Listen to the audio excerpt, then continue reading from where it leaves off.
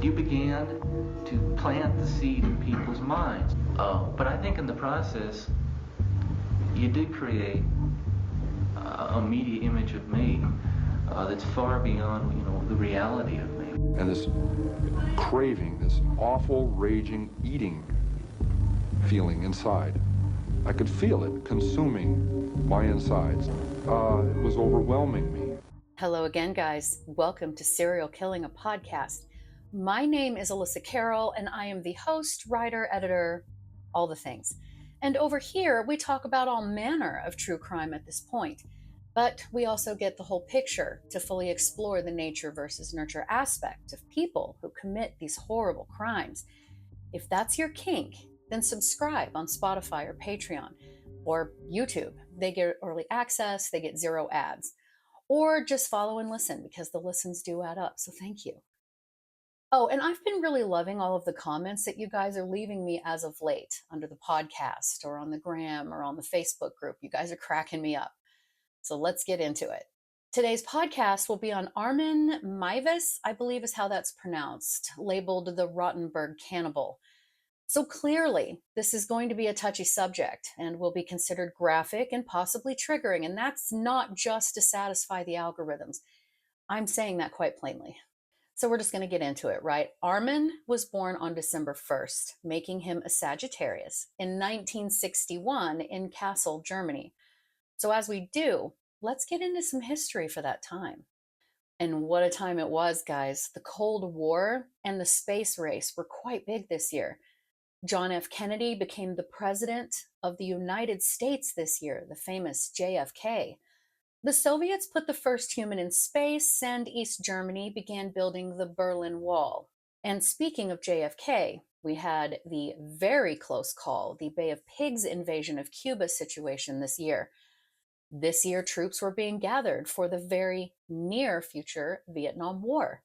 We have the Freedom Riders, which were a group of people that got on buses and drove into the South to show their support of desegregation, and that's awesome. New York Yankees center fielder Mickey Mantle completed his swing as he hits the 49th homer of the season in the first inning against the Detroit Tigers at Yankee Stadium.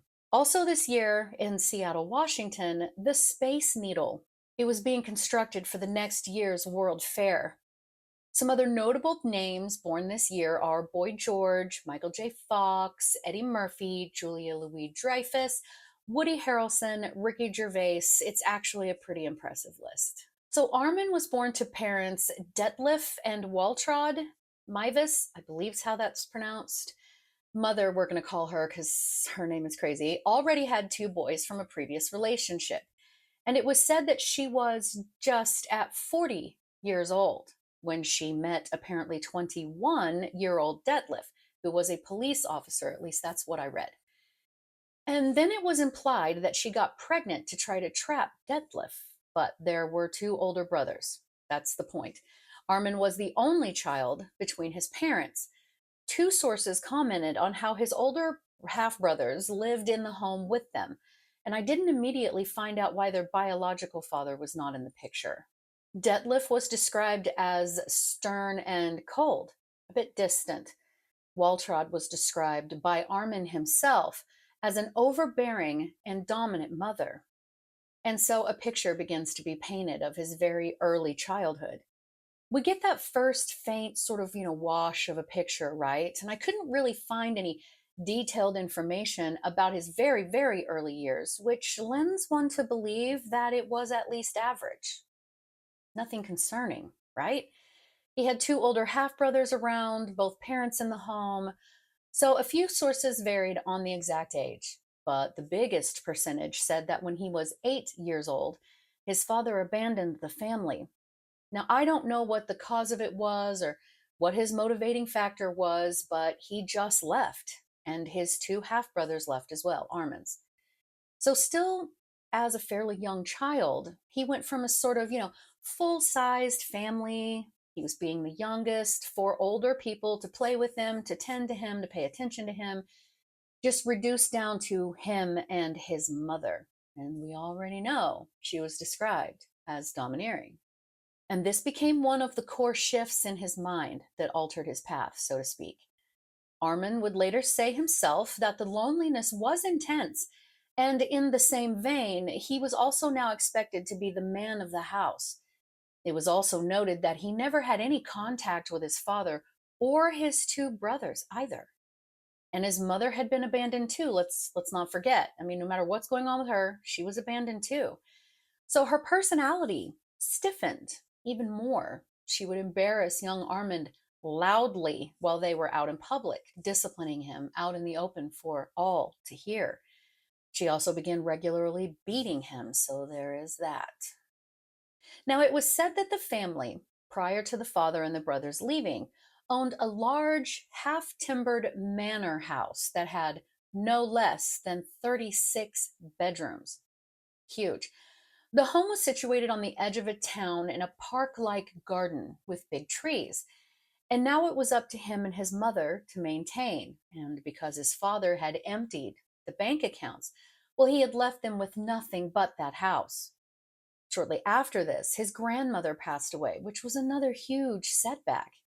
Armin could not deal with what he interpreted as near constant family drama. Armin was profoundly sad and lonely. He felt like he had lost his whole family in a matter of just a few years. So, audioboom.com stated that his mother withdrew from any kind of social life outside of the manor. But if she did leave the house, Armin was forced to accompany her. But it was behind those manor doors that she sort of created this fantasy life where she would be the lady of the manor and Armin would be her servant. And she expected him to wait on her hand and foot. Her nickname for him was Minchen, which meant young girl. She bullied him basically into being her slave. And so he withdrew into himself and began creating a pretend younger brother in his mind that he eventually named Frank. Armin made sure to later say that Frankie was a very good looking little brother. He envisioned Frankie as having blonde hair, and Frankie was a great listener. Armin would tell young Frankie all of his deepest secrets, darkest secrets, and he would never judge, never punish him, not like his mother did. So, Armin's favorite book as a child was said to have been the age old tale of Hansel and Gretel, the two children who get lost in the woods, including being fattened up by a forest witch to be eaten. He especially loved that part, and he would literally act out the scene where the children were eaten. This morphed into a line of thinking, much like Jeffrey Dahmer's, in that he fantasized about having someone never leave him by means of consuming the flesh of the person to keep them inside of him, to be a part of him forever. This turned into young Armin fantasizing about eating some of his peers. He spent a lot of time thinking about it, and it excited him. And really, he imagined boys and not really girls. He wasn't super interested in girls as far as the consumption of one. Apparently, he felt women were far too important to eat. Thank you, I guess. He began consuming as many horror and slasher films he could get his hands on. And his favorite parts of these movies, in particular, was when the victim would be eviscerated, organs sort of glistening in the moonlight, that kind of stuff. And again, Armin lived out in the country in a fairly fancy house. And again, out in the country where people grow their own food and they hunt their own food. Well, Armin watched others as they prepared that food. He particularly enjoyed watching animals get butchered. And as he was beginning to go through the change of puberty, he then began to fantasize about a person being processed in that way, if I may. We creators do have to be so very careful with how we word things, but we do appreciate your patience. So when he was 10 years old, Armin read Robinson Crusoe for the first time, and he loved it. Loved it. Crusoe met another character as he was about to be eaten by cannibals and helped him escape. And then these fantasies took on a very disturbing sexual nature. He was watching a lot of zombie movies and zombie films, and he would become excited over the carnage that is any zombie visually. And if I'm being honest, aren't seasons 1 through 5 of The Walking Dead a comfort show at this point, or is that just me? The slasher movies, the animal butchering in the village, the building sexual fantasies, right, became what he used while he performed his solo missions, right? He stated quite plainly later on that those imaginings, if you will, worked to complete those missions every time. And to clear things up, I read that Armin identifies as bisexual, so that question is answered. And he went out on dates with girls in his teens, except his mother insisted on going along with him on all of them. And remember Robinson Crusoe? Friday is the name of the other character in the story, is described as, quote, he was a comely, handsome fellow, perfectly well made, with straight, strong limbs, not too large, tall and well shaped, and as I reckon, about 26 years of age. He had a very good countenance, not a fierce and surly aspect, but seemed to have something very manly in his face, and yet he had all the sweetness and softness of a European in his countenance, too, especially when he smiled. And again, this was Armin's preference after reading that. So he dreamt of having a completely willing and submissive partner to allow him to dismember and consume them as a sort of ultimate act of love and complete connection. Armin would not force the other person in any way. In the home, again, his mother gave him no real personal space and would gaslight him into staying with her and basically taking care of her. Yeah, so that's basically his childhood. And my God, there is so much there. I don't even really quite know where to begin, but we're going to touch on it, okay? So he was born into a family unit that remained so during his early years. I didn't read any complaint about his childhood from him or anyone else in that sense in those beginning years. I know dad was a bit cold and distant, but this was the early 60s. A lot of them were. But if he were a bit more than average, well, that would mean that Armin potentially might have been always trying to win his father's favor. That's certainly on the table. The brothers must have been average, or at least I didn't find anything where there was any animosity there, right? The age difference between the parents surprised me, though, but we have the domineering mother, and I think that that and the disappearing father were the main things. So that sets the scene, right? If you've been into true crime for any amount of time, you already know that this is going to be an issue. So the term, cold and distant father refers to a father figure who shows little emotional warmth or connection with their children, often appearing emotionally unavailable, detached, or uninterested in their lives, creating a sense of isolation and lack of closeness within the family dynamic. Daddy issues are not a new concept here, guys, clearly. And then he leaves, just gone. No big blow up that I know of. No big to do, just nothing. So imagine putting the effort in as a child to try to win some level of affection from your father, and you are rewarded with complete and utter abandonment. And that logically leads to attachment issues. I mean, we are still in the kiddie pool here, guys, from a psychology educational standpoint. Kiddie pool, arm waiters. His two older brothers also left the house, and I don't know if it was due to the drama or if they just aged out, but they were gone, and he didn't see them anymore either. I have thoughts on that, though, so you guys remind me about that here in a minute, okay? I know you'll be shouting at me in a minute, and that's okay. But this, too, would be perceived as complete and utter abandonment. I mean, look at it from Armin's perspective for a moment. Hadn't his brothers watched how terribly hurt Armin was when his father had left? And yet they could do that to him too? The devastation of this part of his childhood becomes a bit more real when you read his later interviews where he's talking about it. Now, this is my disclaimer in that over here on my channel, we are never making excuses, ever. We are exploring reasons using science so that we might better able to understand what's going on and stop it from happening. We are never making excuses, ever. Monty.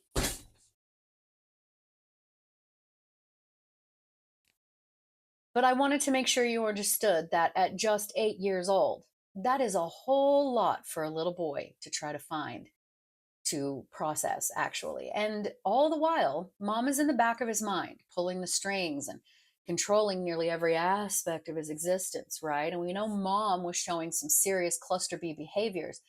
But when dad and the brothers left, that greatly intensified. Less audience, Not exact matches, obviously, to these people, but it does give me shades of Gary Ridgway's mom, Edmund Kemper's mom, Ed Gein's mom, right? So dad and brothers unknowingly were also kind of human shields for Armin as some level of defense against her. Are you still with me? Right? So the brothers left, I think, because they couldn't take any more of her bullshit. That's what I wanted you to remind me of, by the way. So you did. I think they saw stepdaddy escape her mess and it possibly gave them hope and they got the hell out of there. That's what it's giving me, at least. I could be completely wrong. I'm sure it's not that simple in real life, but again, we begin to see the picture more clearly. Brothers had to go zero contact, and unfortunately, Armin still lived at home, and this was long before cell phones or Zoom or FaceTime or social media. So cutting her off meant, unfortunately, I mean, with regards to his brothers and his dad, meant that he was going to be cut off too. And would she have even allowed them to talk to any of them on any level anyway? That's a pretty good question. And so he was made to be the man of the house at 8 years old. The man of the house. So I asked a male friend of mine what that statement might imply to such a young boy, and he told me that it would have made him feel as if it were his absolute duty to care for his mother financially and so forth. And I agree with that. That is a very big burden for an 8-year-old. But touching on the fancy words, or we're getting ready to touch on the fancy words and definitions for a moment.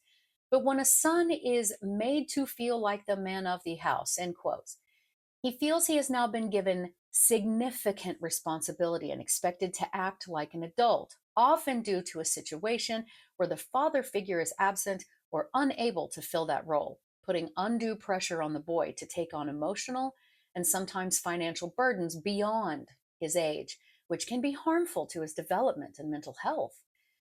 Again, that jives, right? That checks. But there is a part of me that thinks perhaps his mother might have implied him being the man of the house in that way, and perhaps a little too uncomfortably the wrong way, if you get what I'm saying. Maybe never to the point of impropriety, but she was with him every moment of every day, right? And when he went out on dates with girls and so on, there's a jealousy there for sure. She forced him to accompany her everywhere. She belittled him in full view and sound of the public. And she beat him. That's what the sources say, so she was physically abusive as well. She caused him pain in nearly every sensory way. And if he began to have an opinion of his own, oh, God forbid, well, then she would gaslight the fuck out of him and guilt him into staying in complete compliance with her. It's like I'm reading a chapter out of my own book, you know? And his father and his brothers, he perceived, abandoned him with her, right? And she lived in quite a little fantasy world with her pretend play within their home, and he, her unwilling manservant. It's just gross. So, what does he do? He begins fantasizing about a completely willing partner, total submission, and compliance for him to use as a tool to quite literally feed his emptiness. He wants to fill the hole he perceives is within himself with another human so that they can never, ever leave him. Ever. It's very much giving Dahmer again, right? But Armin had zero interest in murdering anyone against their will, and not women at all, because we're important to him. But now we have moseyed over to the deep end of the psychology pool where his pathology is, and nothing begins to make any real sense over there. So just try to tread. But as things can happen, fortunately, it's quite rare.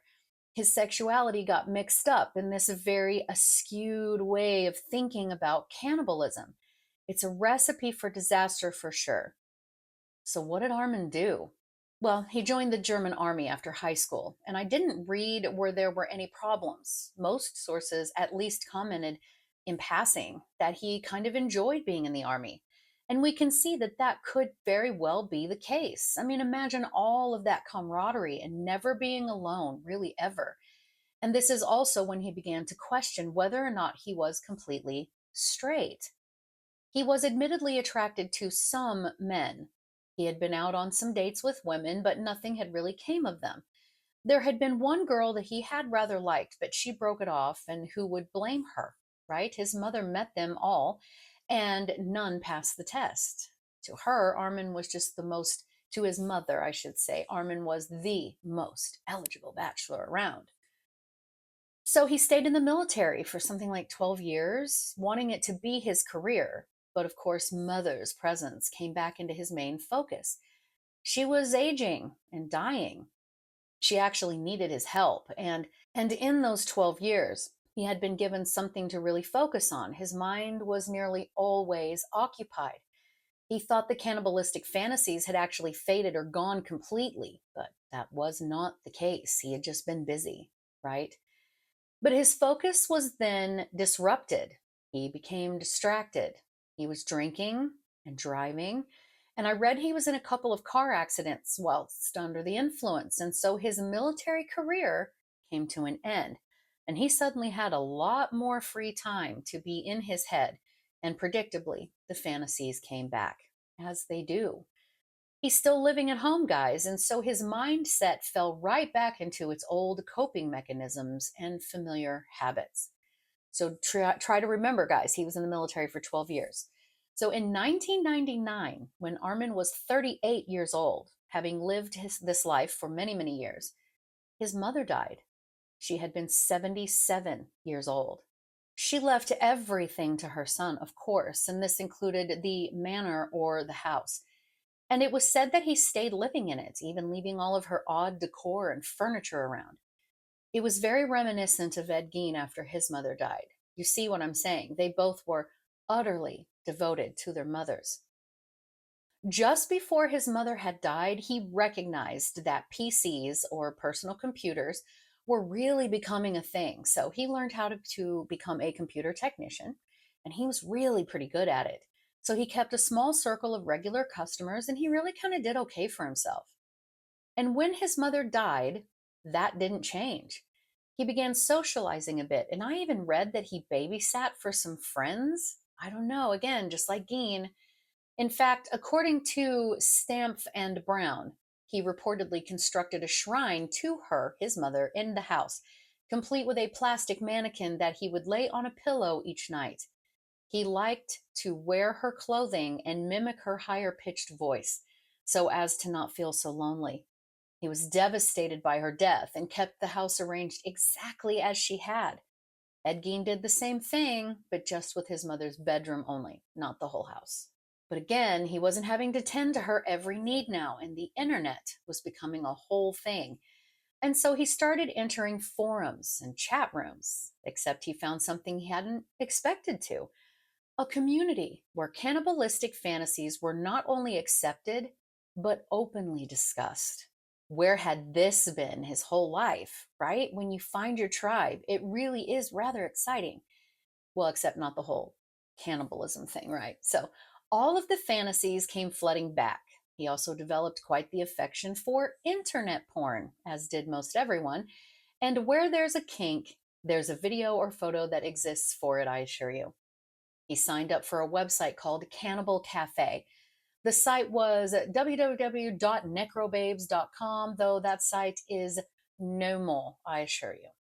But he loved it. He loved it. He started giving in a little, here and there. He took up arts and crafts by cutting out body parts from magazine photos and gluing them in pictures of barbecues. How very proud he was of his work, forming meat into body parts, scrapbooking cannibal YouTube channel he might have had. But Armin apparently would record the bloodiest scenes from horror movies or whatever on TV, and it was said that he had an impressive collection of gore. One source said he adopted the username Frankie after his pretend pretty little brother.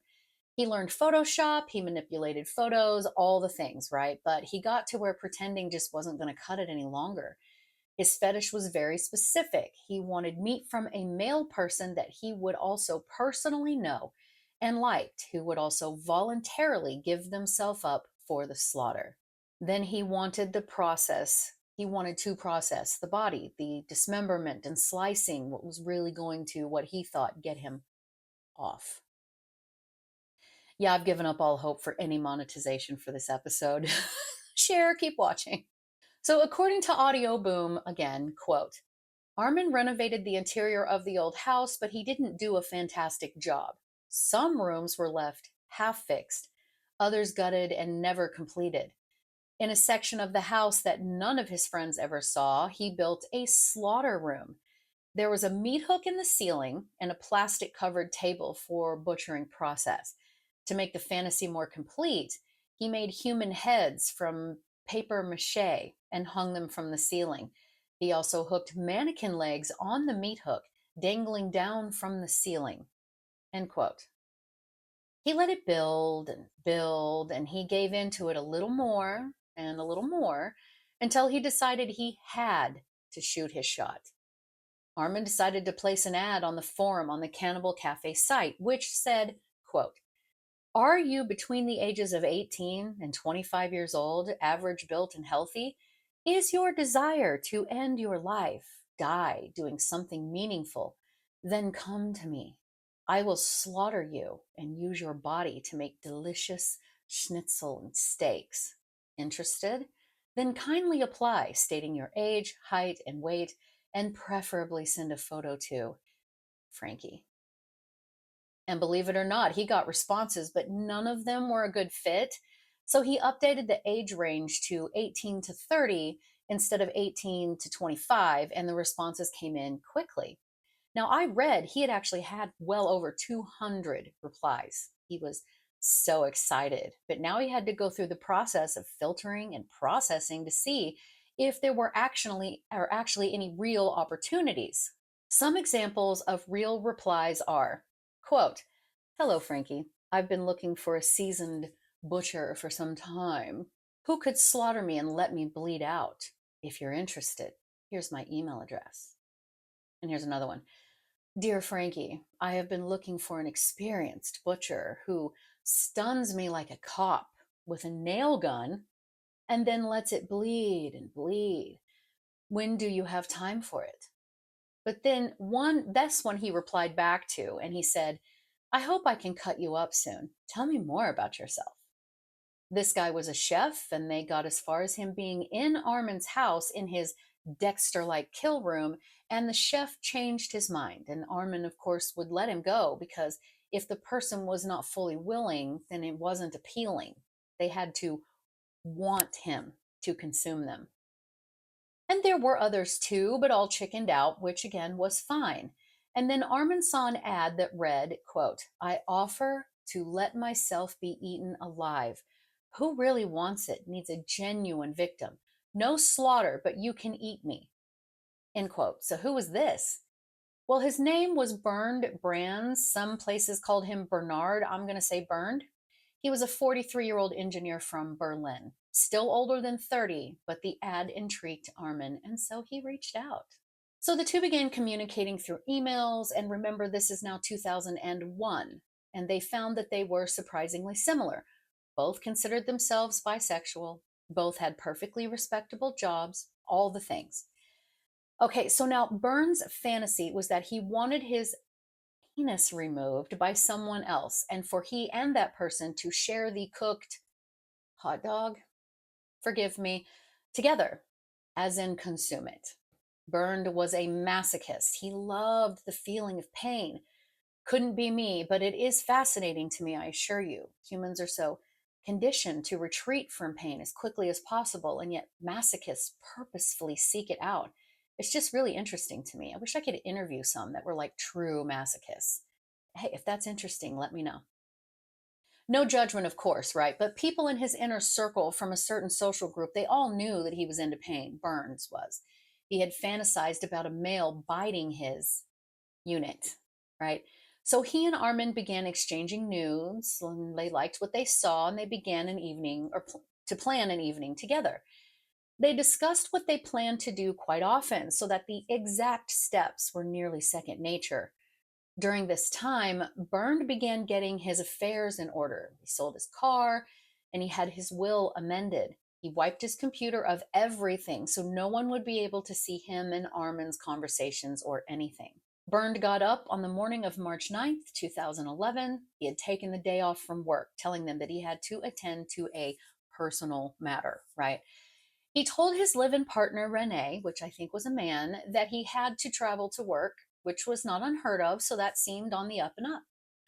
Bernd didn't eat anything that morning because apparently cannibal code requires an empty stomach to make the processing a bit easier. He hopped on a train to Armin's house, paying for his ticket with cash so that there would be no digital footprint of his trip. This man seriously thought of everything. Armin picked him up from the station. They took him home. They talked back and forth, and finally things began. This is, long story short kind of thing. So Bernd ingested 20 sleeping pills, a bottle of Vicks cold relief, and schnapps, the alcohol. He asked Armin to cut off his penis, and Armin did. This is getting very triggery, okay? All of this was filmed, so there would be no question of consent. By the way, Armin then patched the wound up to slow the bleeding, and he cooked, and they both attempted to eat it. Apparently it was chewy. I believe they said that. There was one source that said that Bernd was too weak from blood loss to consume any, so take that as you will. But Bernd didn't get any sexual satisfaction from it as he had envisioned he would, and he asked Armin to end his life. Armin offered to call emergency services for him so that he could go to the hospital. And again, he did all of this on tape, but apparently on tape you hear Bernd refuse. So Armin put Bernd in a warm bath that he asked for to allow him to finish bleeding out. This, of course, took 9.5 hours. So at 4:15 a.m., Armin took Bernd, who was still clinging to life, to his slaughter room. Then Armin stabbed him in the neck, and as he butchered the remains, he filmed it because he was going to upload the footage for distribution for others who craved that particular cut of meat. It was said that he ate his meal with Bernd's head across from him on the table. And as he enjoyed his meal, he talked to the head. He said, quote, "I can feel you with me again, dear Bernd. With every piece of flesh I eat, I remember you." He did pair it with a South African red wine. I don't know why that was important. And when he finished, he watched the footage back of all of this and he masturbated. And then it was time to look for the next meal. And here's the kicker. It took him about 10 months to eat most all of the 40 pounds of flesh that he got off of Bernd. So Armand was ready for his next meal, if you will, and he began to advertise. Only an Austrian medical student read Armand's ad and realized that he had found something very, very disturbing. So he reported the incident to the authorities. He told them all about what he'd found, including the forum where people would offer themselves up to be eaten by other people. And yet, it still took police like 5 months to obtain a warrant for search. But once they got it, they wasted no time having a looky-loo through each of the rooms. Want to know what they found? Well, here's just a sample of the inventory, guys. A false bottom in the chest freezer was found and human meat was inside. Outside on the grounds of his place, they found the bones of human feet and hands, and they were sent off for testing that you and I both know were going to come back as burned. His skull was found by the barn, but mostly they found all of that footage that Armin had recorded of he and Burn's conversation, which his lawyers would have seen that this act, though very, very disturbing, was 100% what Byrne had wanted Armin to do, expressly spoken aloud agreements about what was to happen and had been verbalized plainly and often in video. Byrne under no circumstances had been kept against his will or under duress, anything, and the video reflected that. Byrne was a totally willing participant. Armin had been so careful to make sure it was obvious that he wasn't murdering Byrne against his will. I mean, they were very, very careful. You get it. So Armin was arrested in December of 2002, and his evaluation began. He was given the diagnosis of schizoid personality disorder, but fit to stand trial. To give you an idea, Mr. Jeffrey Dahmer was also diagnosed with the same, but schizoid personality disorder is a chronic mental condition that causes people to have little interest in social relationships and have difficulty expressing emotions. They may appear cold, distant, and detached, and may avoid social activities that involve emotional closeness. Oh my God, this sounds like me. But the trial was a tricky one. Both the men had indeed been so careful with the planning and execution of this process. And this one did get so very much attention in the press, as one can imagine it certainly would. The jury was forced to watch only some of the rather disturbing scenes, and it was still horrid for them to watch. In January of 2004, Armin was found guilty of manslaughter and sentenced to 8 years and 6 months. There was a later, further court hearing that he should have pleaded guilty for murder, and he was found guilty and was given a life sentence. He admitted that he was guilty. He's very much interested in processing humans like one would a deer. He admitted he might try again were he free. As of 2020, he has been allowed to go outside of the prison for supervised excursions in disguise around town in a different state. In prison, he works at the laundry and is often attending church services. And that's the story of Armin.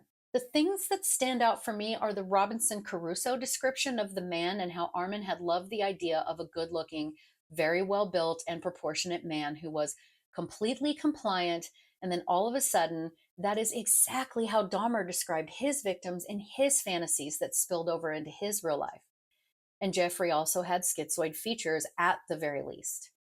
There's an argument that could be had that in there, from all of the studies we've talked about and research we've done, he inherited something from his mother. There's evidence of certain genes, depending on which variant is there, that can be passed down from mother to son, including more aggressive or other possible negative traits or behaviors. It passed through on the X chromosome, and I've said this so many times, but the reason we don't have the near amount of dangerous women compared to men is because girls get an X from each parent, so dad's X can dilute it out. Boys get just the one X from mom, so they get the full dose. And the science around this is, it's so fascinating to me, which is why I bring it up all the time, right? And it just helps explain a lot, like cases like this. So had he not been left with his mother like that to endure her for so many years and from so many angles, things might have been different, because nothing about cannibalism is sitting on our DNA. It's not genetic that they found yet anyway, or that I saw. What the experts say it is caused from is complex social behavior influenced by many factors, including cultural norms, environmental pressures, and individual choices. Maybe if his father had taken custody of him, and especially if he already knew his wife was not a nice person, why would he leave his son there? The abandonment broke him absolutely. It seems quite obvious when you read his interviews, how he talks about how very deeply profound his sense of loneliness was. It was just awful. And being left with her, it doesn't really surprise me that he retreated into his imagination. So anyway, remind me to tell you guys my story someday, right? So many of these we talk about it hit home. But what do you think of Armin? Should he be in prison for life? Of course, what he did was repellent, to be sure, without hesitation. It's foul. But his willing participant actually really wanted this to happen. 2 consenting adults, tax-paying citizens of Germany, minding their own business. This was a hotly debated topic back when it was brand new. Pretty please leave me comments on this podcast, on the fan page, on the IG, email me. Please let me know what you think about this. Okay, I would love to hear your reasons and thoughts and theories. And as always, if you've enjoyed the show, subscribe, like, share, donate. Everything is appreciated. And thank you so much, guys. Have a great week. Anybody who killed more than 2 or 3 people was a mass murderer. And whether it was all at one place or over an extended period of time. And then in the early 80s, they came up with this differentiation called serial killing.